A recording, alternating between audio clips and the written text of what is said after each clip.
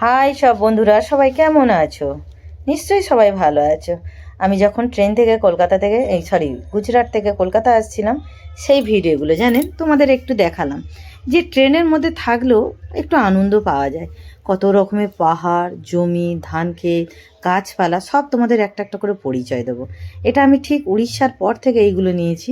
এইগুলো হচ্ছে, এই দিকটা বেশি ধান ক্ষেত, আর আমাদের ওই দিকে সেটা আর একটা ভিডিও দেখাবো তোমাদের। সেখানে শুধু তুলো গাছ চাষ হয়, তারপরে তোমার মক্কা চাষ হয়, সেগুলো না তলা আছে। ভিডিও করার সময় পাইনি, কেননা আমিও না বাপের বাড়ি এসে একটু ব্যস্ত হয়ে পড়েছি, সেই জন্য। তাই এখন ভাবলাম যে কিছু একটা তো ব্লগ ছাড়তে হবে। তখন ভাবলাম চলো তোমাদের এই সব দেখিয়ে দিই। এই যে এই পাহাড়গুলো না, এগুলো হচ্ছে বিশাল বড় বড় পাহাড়। ভিডিওর সামনে তো তাই এরকম ছোট দেখা যাচ্ছে। ওই যে দেখুন না, পাখিটা উড়ে যাচ্ছে, কত রকমের পাখিও উড়ে যাচ্ছে। সেই সময়টা ঠিক পেয়ে উঠছেন। রাস্তার ধারে জানেন, আমি জানলার ধারে, রাস্তার ধারে না, জানলার ধারে জায়গা পাইনি, তাই একজনকে বলে কয়ে জানলার ধারে এসে এই ভিডিওগুলো নিলাম। দেখুন না কত সুন্দর প্রাকৃতিক লাগছে। আর মাঝে মাঝে জানেন বন্ধুরা, সব বৃষ্টি হচ্ছে আর মেঘলা দেখছেন, কত সুন্দর লাগছে দেখতে। তো সুন্দর লাগছে, কিন্তু সব বোর হয়ে যাচ্ছে এত বৃষ্টি।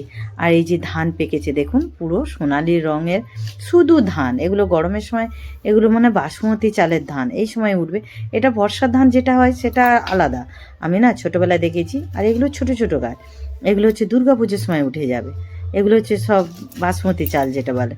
তা যাই হোক, দেখছেন প্রাকৃতিক। আর এই যে ধান, কোনো জায়গায় চাষ করেছে, কোনো জায়গায় সবের রোপণ করেছে। এই যে দেখছেন সবুজ সবুজ, এখানে আবার দেখছি তোলা ফেলছে, আবার নতুন করে গাছ হবে।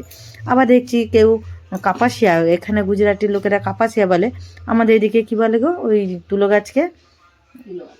হ্যাঁ, তুলো গাছই, যাই হোক ওই তুলো গাছ। আর এই যে এখনো ধান গাছ, এটা হচ্ছে সব ধান গাছ, দেখতে পাচ্ছেন? পাহাড়ের এলাকায় ঢালু ঢালু ভাব, কি সুন্দর। এত সুন্দর প্রাকৃতিকটা, মানে না তুলে থাকতে পারলাম না জানেন বন্ধুরা। এই যে এগুলো সবে তোমার হচ্ছে তোমার সবুজ ধান গাছ। কোনো জায়গায় ধান পেকে গেছে দেখতে পাচ্ছেন মধ্যেখানটা, আর এই সবুজ। আর গাছপালাগুলো কত সুন্দর। আসলে এবছর বৃষ্টি হয়েছে বলে না গাছপালাগুলো খুব সুন্দর হয়ে আছে। নইলে আমি এই সময় যখন বাড়ি যাই, এই গাছপালাগুলো একদম খেকড়া কাটি হয়ে থাকে, মানে যেন মরা মরা অবস্থা হয়ে থাকে। এত সুন্দর আবহাওয়া।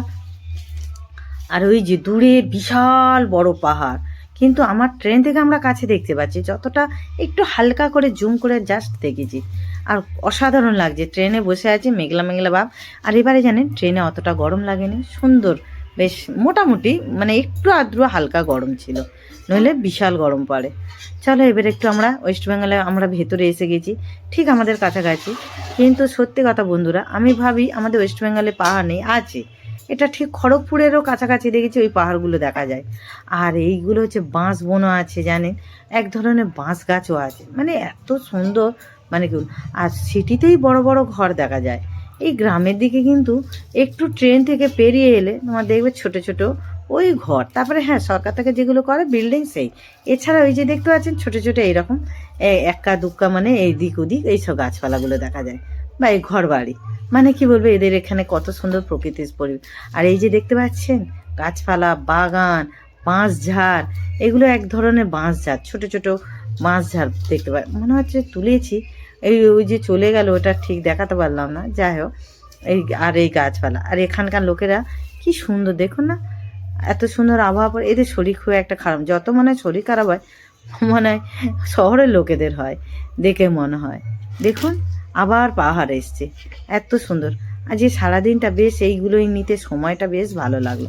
আর তোমাদের এই প্রাকৃতিকটা কেমন লাগছে বন্ধুরা, একটু কিন্তু কমেন্ট করে জানিও। এইটা হচ্ছে আরেকটু বড় করে জুম করে পাহাড়টা দেখাচ্ছে, কত যে পাহাড় চলে গেছে। আর আমি না পাহাড় ভালোবাসি, উঠতে পারি না, কিন্তু আমার পায়ের ব্যথা এসে গেছে, আর হয়তো জীবনে উঠতে পারবো না। ওই দূর থেকে দর্শন করব, কিন্তু আমার খুব ভালো লাগে পাহাড়। তোমাদের কাদের ভালো লাগে গো পাহাড়, একটু কমেন্ট করে জানাবেন। এই পাহাড়গুলো জানেন গরমের সময় গাছপালা একটাও মানে থাকে না, ন্যাড়া হয়ে থাকে। এবার তো দেখছি গাছপালা। আর ওই যে দেখুন পাহাড়ের আর একটু ফাঁকে দেখুন আকাশের মেঘগুলো কি সুন্দর ঠেকে গেছে, যেন হচ্ছে ধোঁয়া উঠছে। আমার এত দেখছি, আমি তো দেখছি আর ভিডিও নিচ্ছি, এত সুন্দর। আবার বৃষ্টিও হচ্ছে, এই যে দেখুন পাহাড়ে গায়ে ঠেকে গেছে, ওদের ওইখানেই বৃষ্টিটা হবে, আর ওই ধোঁয়াটা মেঘটা আর ওপাশে আর যেতে পারবে না।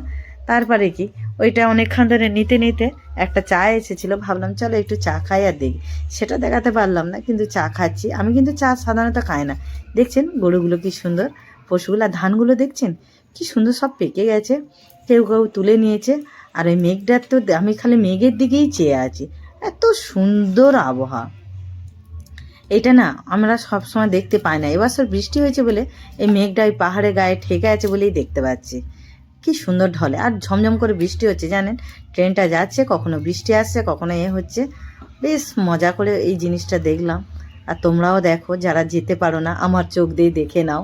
আমিও তো জীবনে কোথাও যেতে পাই না, যতটা পারি এরকমই দেখায়। তারপরে এই বাড়িঘর, এই যে ঢালুর আশেপাশে কি সুন্দর দেখো না বাড়িঘরগুলো।